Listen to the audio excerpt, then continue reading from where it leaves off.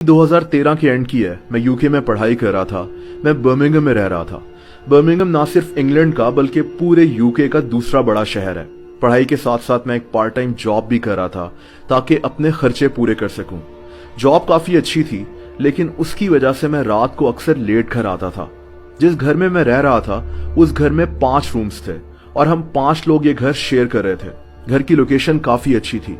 घर के साथ ही एक बस स्टॉप था, हलाल रेस्टोरेंट्स थे, एटीएम मशीन थी और एक ग्रोसरी स्टोर भी था जो 24 घंटे खुला रहता था। लेकिन घर काफी पुराना था और वेल मेंटेन भी नहीं था। लेकिन क्योंकि जगह अच्छी थी और उसका रेंट इतना नहीं था, तो हमने उस घर में शिफ्ट होने का फैसला कर लिया।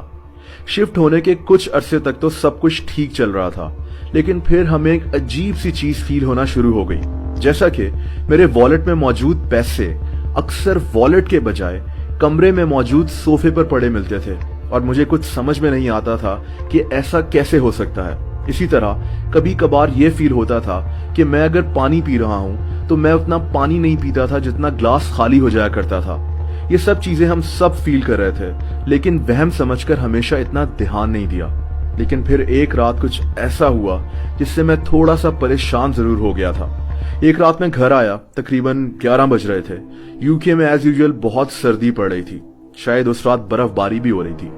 घर में कोई नहीं था। 2 दोस्त शहर से बाहर थे और 2 अपनी जॉब्स पर थे और घर में लाइट नहीं थी। यूके में बिजली का प्रीपेड सिस्टम भी होता है। जैसे हम अपने मोबाइल में बैलेंस डलवाते हैं, इसी तरह आप बिजली की की में बैलेंस डलवाकर बिजली इस्तेमाल कर सकते हैं और हमारा वही बैलेंस खत्म हुआ था।